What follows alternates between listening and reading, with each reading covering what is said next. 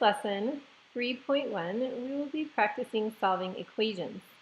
This is a review, and we are going to be reviewing the steps for solving equations as well as practicing solving and rewriting equations.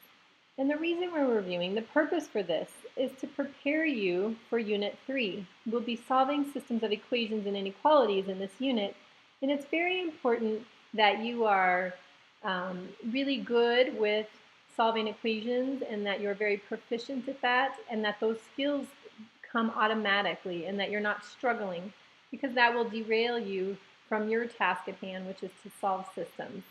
This is also going to provide you a tool for rewriting systems in order to solve by graphing. Sometimes it's easy to find the solution to a system of equations by graphing a line. And as you know, our lines are not always in the form y equals mx plus b, our slope-intercept form. Sometimes they're in standard form, that ax plus by equals c, or they're in point-slope form. So this will refresh your memory and give you some tools for helping you with that. Let's get started.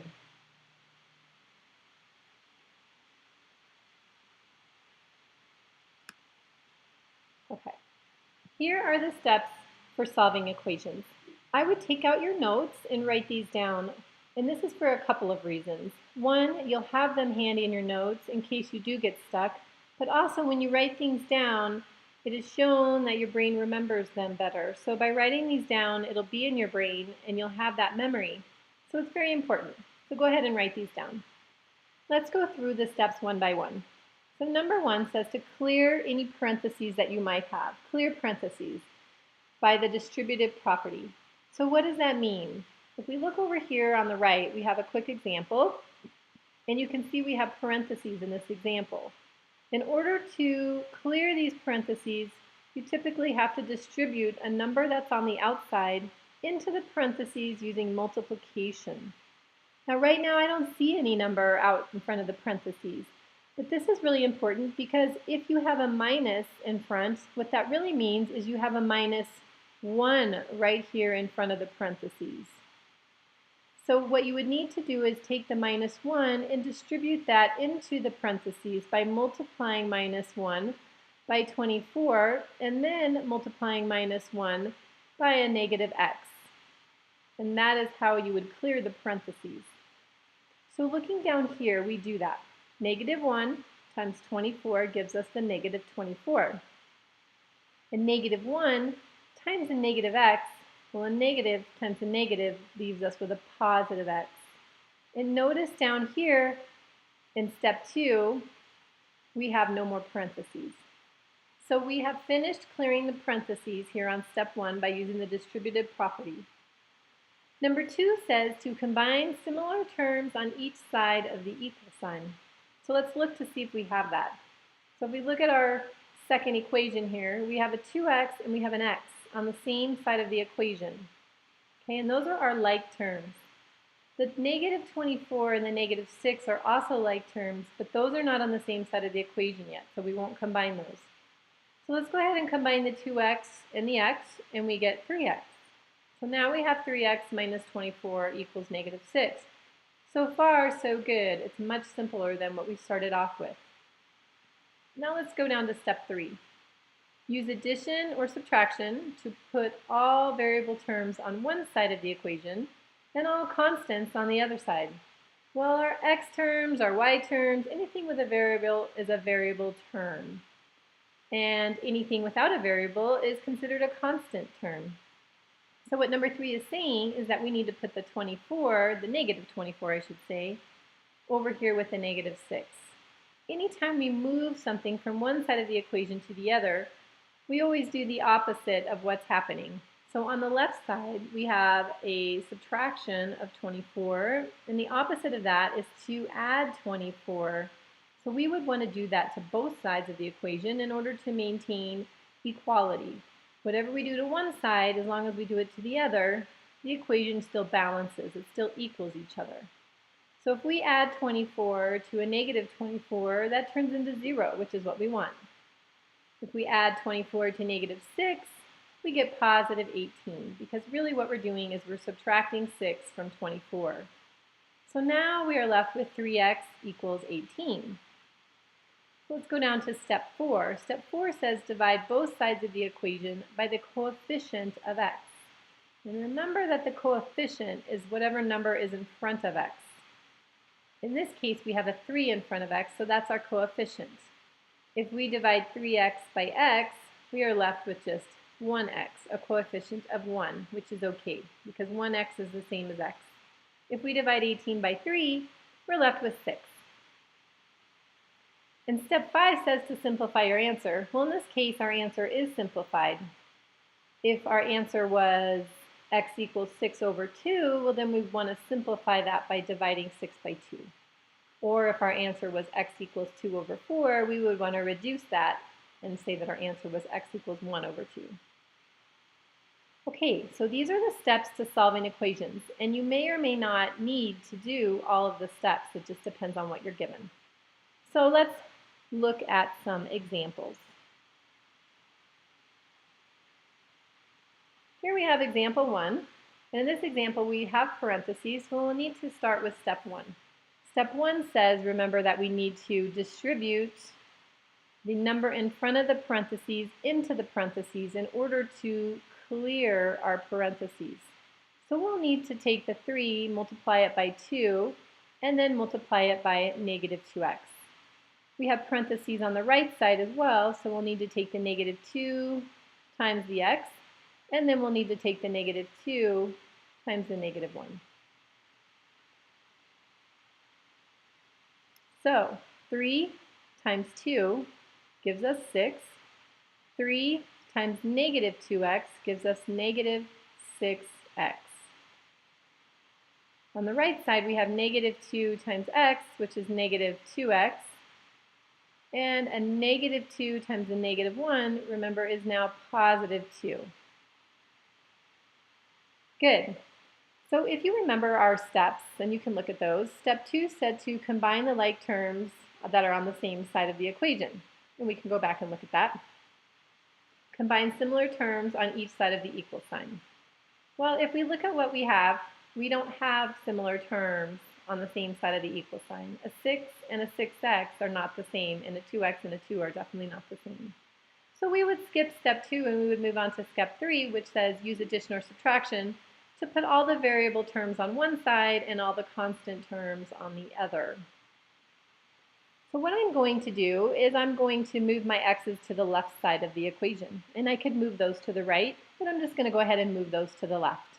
So I'm going to take my negative 2x term and I'm going to add it because over here it is being subtracted. So we will add it to the right side, which means we need to add it to the left side. Okay, now what I'm going to do is I'm going to write what I have. So I still have the 6. A negative 6x plus 2x leaves me with negative 4x. A minus 2 and a plus 2 give me 0 x's, so I won't write those. And then I have a plus 2 here on the end, which is still there. Now what I want to do is move my 6, which is my constant term, over here to the right to combine with the 2, which is also my constant term. Well, since 6 is positive, I'm going to subtract it, and I'm going to subtract it from both sides. 6 minus 6 is gone, that is canceled out, and I'm just going to be left with a negative 4x on this side. On the right side, 2 minus 6 gives me negative 4. Okay, now I'm down to my final step, and if you go back and look at your steps, it's not quite the final step, but it's number 4. Divide both sides of the equation by the coefficient of x. So my coefficient of x is negative 4, so I'm going to divide both sides by a negative 4. Negative 4 divided by negative 4 is just 1, or 1x. And negative 4 divided by negative 4 is just 1 here as well. So in this problem, I have solved for x, and x is equal to 1. And that's my final solution. If I want to test to see if this is correct, I could plug in a 1 for x on the left and a 1 for x on the right. Simplify my left side, simplify my right side, and make sure that they both equal each other. Let's go over to the right side and try this one. So we have parentheses, so I will need to distribute. So I know that I need to distribute in the 1/2 in and multiply it by 6, and then I will need to distribute and multiply it by my -4.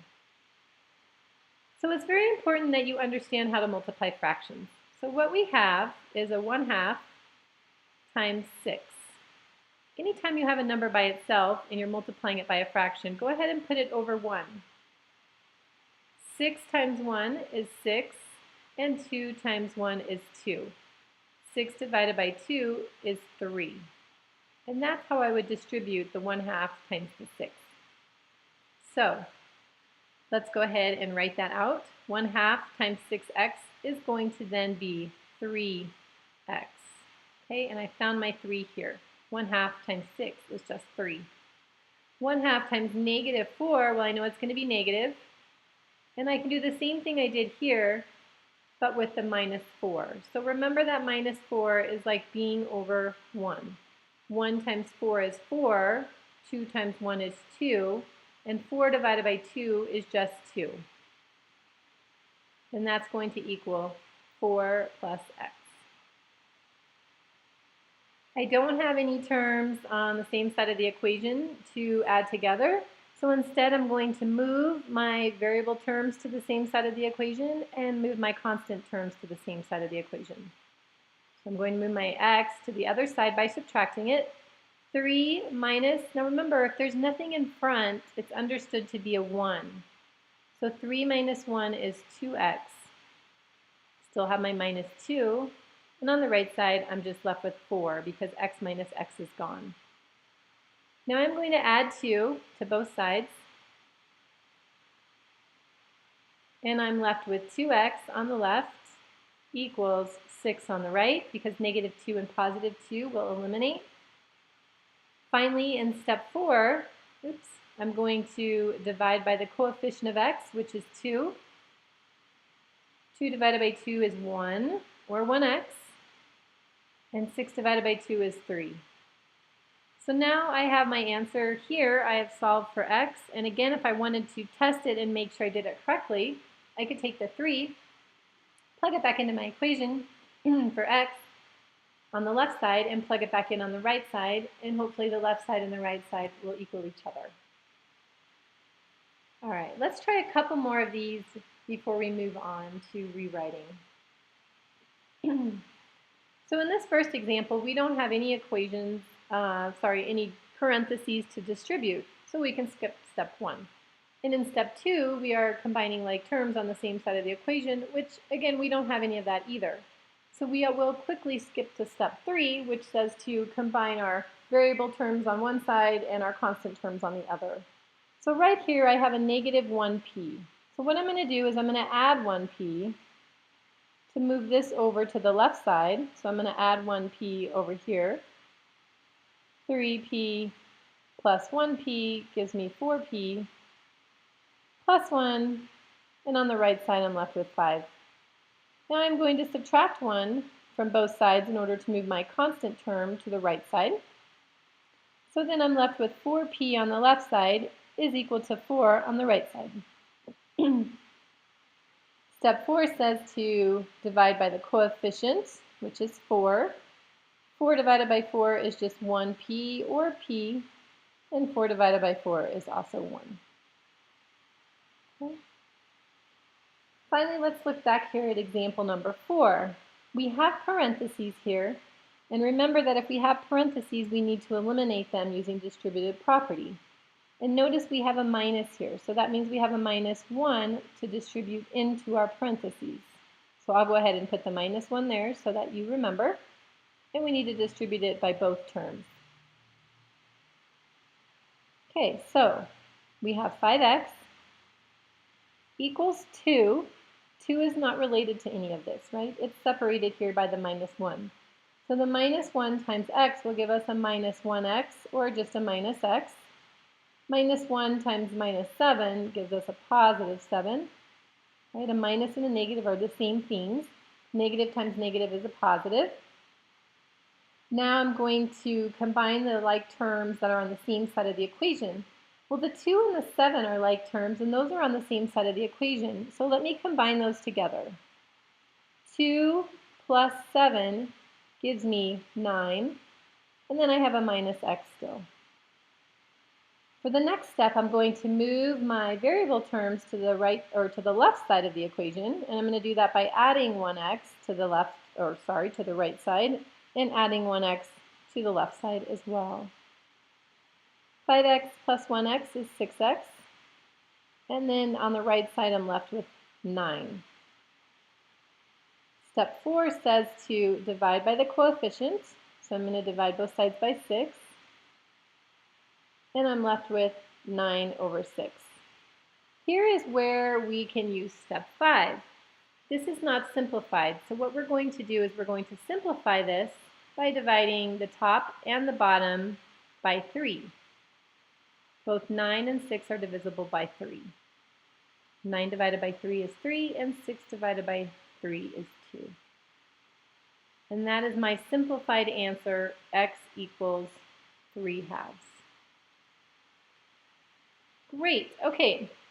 Let's move on to our final practices. We've got 2 more, and these are a little different. On these problems, we just want to practice rewriting. Because say we were wanting to graph these. I know this is a linear equation because we have an x and we have a y and we have no coefficients other than 1. But I want it to be in y equals mx plus b form. So we've just finished doing a bunch of practice with this. So we know that we would move the 2x over to the other side by subtracting it. And we would be left with 4y equals, and I'm going to go ahead and put my x term first so that it's in the y equals mx plus b form. And then the final step would be just to divide by 4. Divide every term by 4. Okay, not just the 8 and not just the 2. And then I would get y equals, I'm going to go ahead and reduce this. So negative 2/4 is the same thing as negative 1/2. And negative 8 divided by 4 is going to give me a negative 2. So now what I've done is I've rewritten this linear equation, which is in standard form, and you can recognize it as being in standard form, and I've rewritten it to be in slope-intercept form. Now it's easy for me to graph this equation. Let's look at our final example for the day. This is our point-slope form, right? Our negative 2 is our slope, and we have a point. We have a negative 2 comma 5, which was a point. And this is one form of a linear equation that we looked at as well. But again, I want to put it in slope-intercept form because it will be easy for me to graph. So if I follow the rules for solving equations, what I would need to do is distribute the negative 2 into the parentheses in order to eliminate my parentheses. So I'm left with y plus 5 equals negative 2x plus 4. Negative 2 times negative 2 is 4. Now what I want to do is I want to combine my 5 with my 4. So what I'm going to do is move it over, and I'm going to subtract 5 from both sides. So you can see where these steps are very similar to solving equations, because what we're doing is we're still solving for y, even though technically it's called rewriting an equation so that it's in slope-intercept form. So we have 4 minus 5, which is negative 1, and now we have rewritten our equation so that it's in slope-intercept form, and I can see that my slope is still negative 2.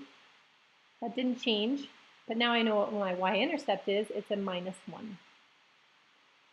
And that concludes our review of rewriting equations as well as solving equations. And if you need to go back and review this video and practice solving some of these equations on your own and then comparing them to what we got together, you might want to do that before you move on and try the practice.